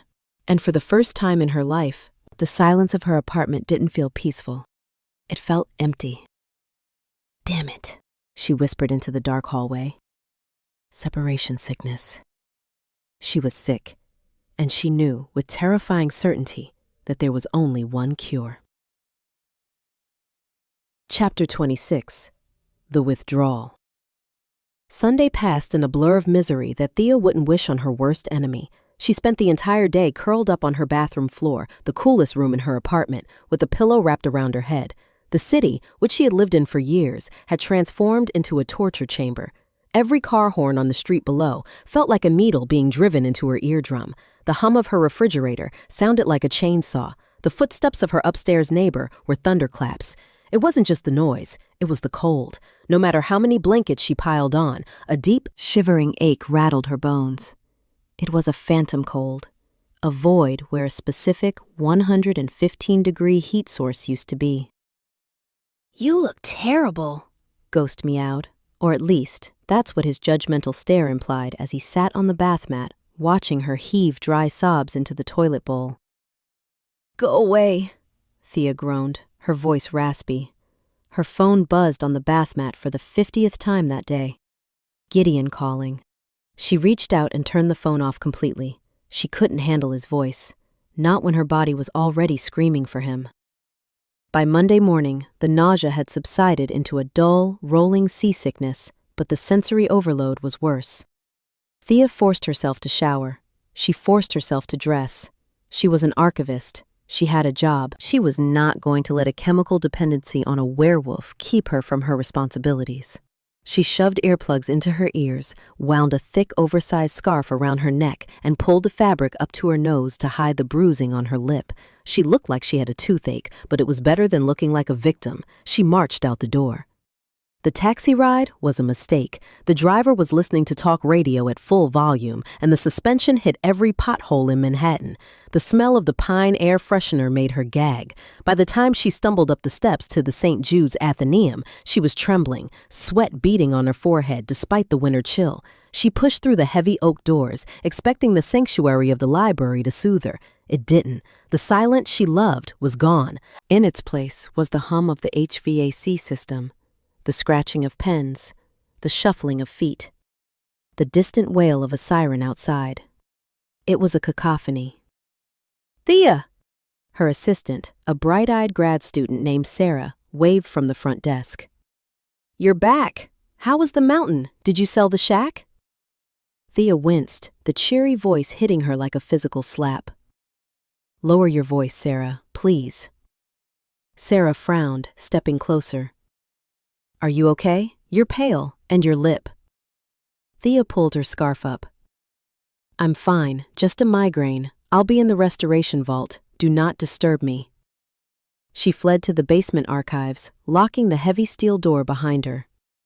She leaned against it, sliding down to the cold concrete floor.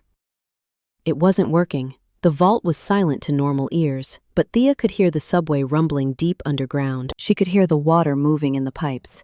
She pulled her knees to her chest, rocking back and forth. She realized, with a terrifying clarity, that this was Gideon's life. This was the hell he lived in every day. And she also realized that the only time the noise had stopped, truly stopped, was when his hand was covering hers on a chessboard. Chapter 27. The Vulture.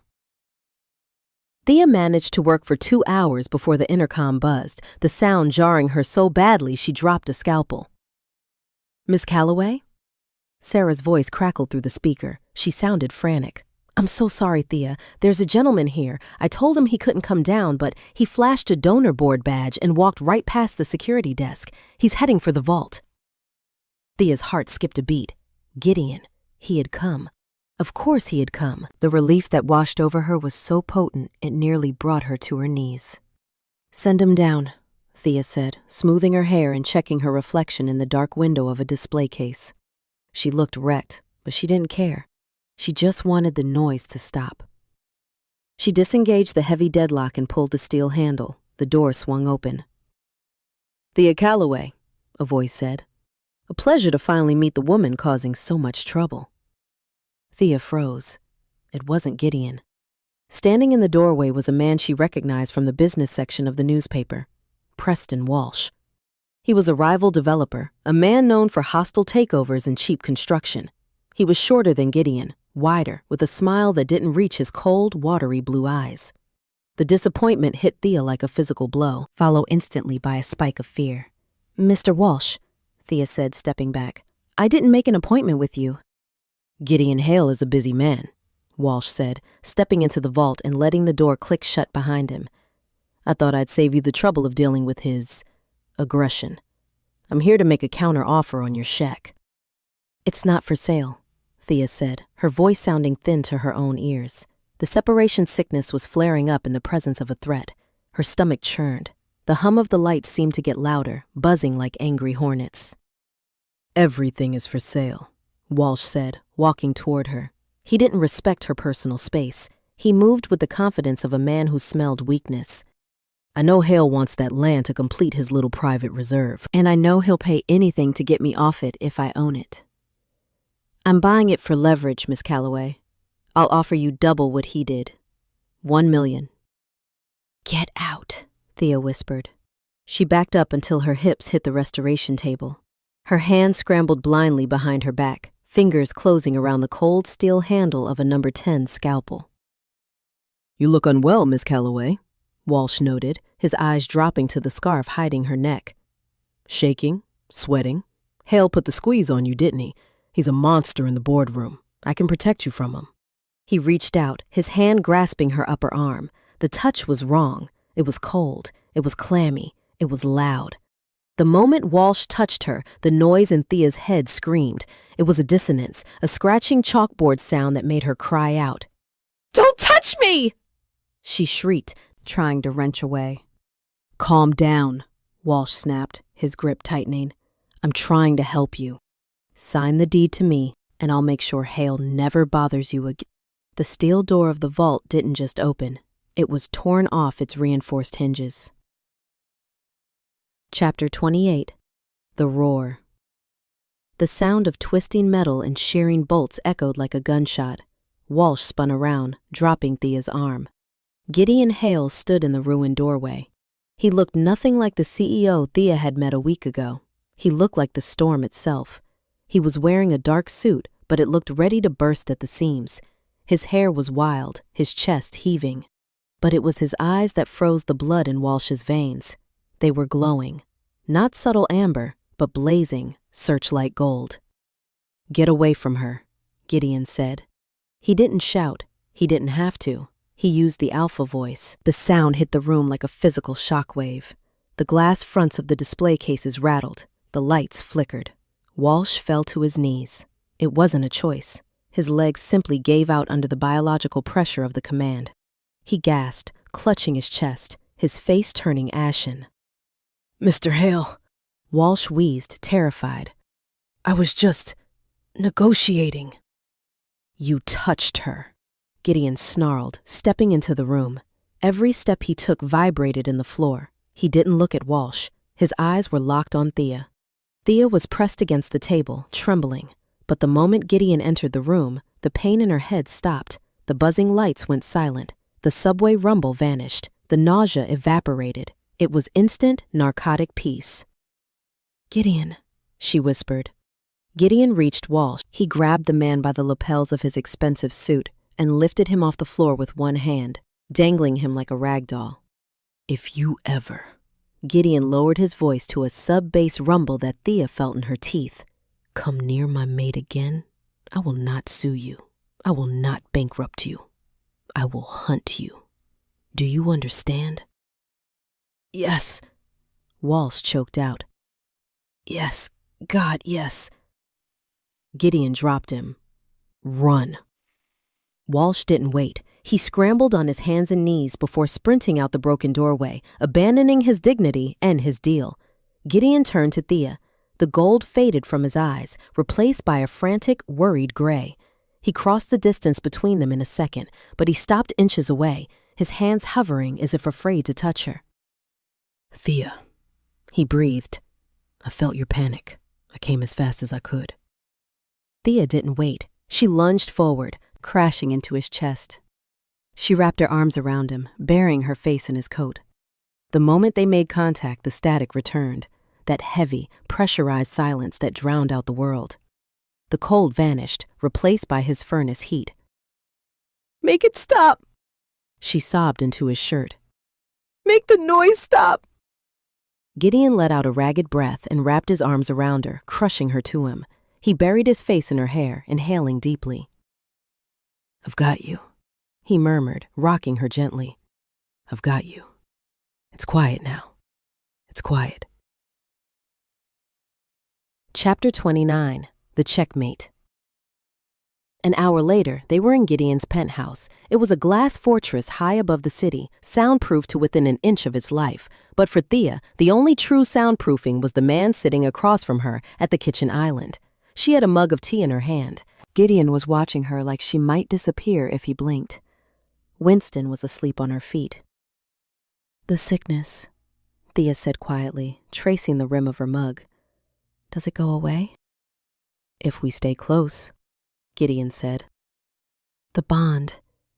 It hurts when it stretches. It's biological, Thea. We aren't meant to be apart. You broke my archive door, Thea murmured, though the anger wasn't there. I already wired the funds for a replacement, Gideon assured her. And a substantial donation for the inconvenience. Sarah is handling the contractors. Thea looked at him. She saw the exhaustion in his eyes and the tension in his shoulders. She realized he had been suffering just as much as she had. I have something for you, she said. She reached into her bag and pulled out a folded piece of paper. She slid it across the marble counter. Gideon looked at it. He didn't touch it. What is this? The deed, Thea said. To the Spite Shack. Gideon's jaw tightened. He pushed the paper back. I don't want it. I told you, Thea. I don't care about the land anymore. I just want you safe. Read it, she urged. Gideon hesitated, then unfolded the document. It was the original deed, but clipped to the front was a transfer of ownership form filled out in neat, archival handwriting. You filled out the transfer paperwork, he said, looking up, stunned. Joint tenancy with right of survivorship, Thea quoted. It's not my shack. It's not your land. It's ours. I'm not selling it to you, Gideon. I'm sharing it with you. It just needs your signature. Gideon stared at the paper. His hand trembled slightly. You're giving me the center of my territory, he whispered. You're giving me my quiet place back.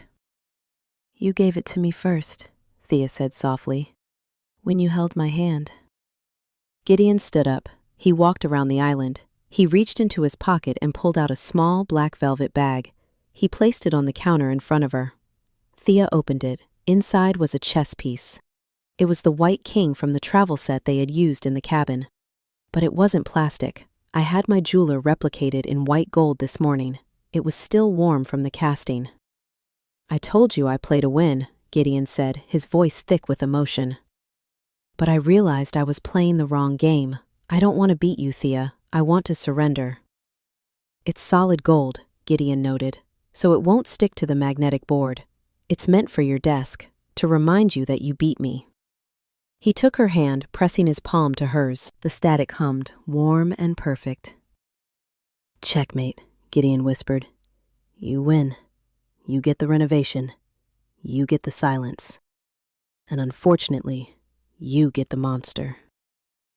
Thea smiled, leaning into his touch. She brushed her thumb over the gold king. I prefer the term guardian, she said, and we're keeping the cat. Gideon groaned, resting his forehead against hers. Fine, but if he scratches my leather seats again, I'm buying him mittens. Chapter 30, Epilogue. 6 months later. The Spite Shack didn't look like a shack anymore. It was still small. Thea had insisted on keeping the original footprint, but the rotting logs had been replaced with treated cedar. The tin roof was now copper, gleaming in the crisp autumn sun. The windows were triple-paned, insulated glass that offered a panoramic view of the Blackwood Ridge. Inside, a fire crackled in the restored stone hearth. But the room wasn't cold. It was warm, smelling of old books and expensive coffee. Thea sat in a plush armchair, reading a vintage paperback of Jane Eyre, because she would never risk the first edition near an open flame. She wore a thick wool sweater, not because it was freezing, but because it was cozy. On the rug in front of the fire, a truce had been called. Winston was asleep on his back, legs in the air. Ghost was asleep on top of Winston's stomach, rising and falling with the dog's breath. The door opened. Gideon walked in, carrying a basket of logs. He was wearing jeans and a flannel shirt, a look that Sebastian had called lumberjack chic and Thea called distracting. He set the wood down and wiped his hands. He looked at Thea. His eyes were a calm, steady gray. He wasn't wearing headphones. He hadn't worn them in months. Sebastian is parking the car, Gideon said. He brought the housewarming gift. Is it a flare gun? Thea asked without looking up. It's a karaoke machine, Gideon sighed. I'm going to throw it off the cliff. Thea smiled. She closed her book and set it on the side table, right next to the white gold king piece. Come here, she said. Gideon walked over. He didn't hesitate. He sat on the arm of her chair, sliding his arm around her shoulders. The heat of him was a constant, comforting weight. He leaned down, nuzzling into her neck, right over the faint silver scar on her lip where he had marked her. Is it too loud? He murmured against her skin, sensing the arrival of Sebastian's chaotic energy outside. Thea leaned back into him, closing her eyes. She listened. She could hear the wind in the trees. She could hear the crackle of the fire. She could hear Gideon's steady, powerful heart beating against her back. It was the most beautiful sound in the world. No, Thea whispered, taking his hand and interlacing their fingers. It's perfect. Now you're quiet. Gideon smiled against her skin, and the silence settled around them like a promise kept. The end.